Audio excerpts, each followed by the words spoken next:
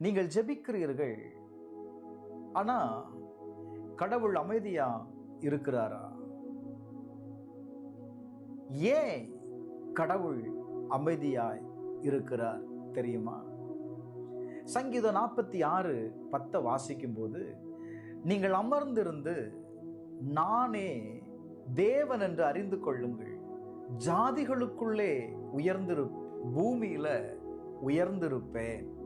தேவன் அமைதியா இருப்பது அவர் இல்லை என்று அர்த்தம் இல்லை. சில நேரங்களில் தேவன் ஏன் அமைதியா இருக்கிறார் தெரியுமா? உன்னை ஆழமாய் வளர்க்க, உங்கள் விசுவாசத்தை பலப்படுத்த, உங்க வாழ்க்கையில செயல்படுத்துவதற்கு வேண்டிய சரியான நேரத்தை தேவன் தயார்படுத்து. ஆசிரியர்கள் நாம் எக்ஸாம் எழுதும் போது அவர் வந்து நம்மகிட்ட பேச மாட்டார்ல, அமைதியா வந்து பார்த்துட்டு போயிடுவார்.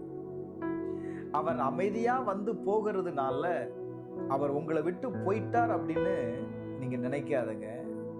அதே போலதான் தேவன் அமைதியா இருக்கிறார், ஆனா உன்னுடன் இருக்கிறார். தேவன் எதை எதிர்பார்க்கிறார் தெரியுமா? நீங்க தேவனை அறியணும்.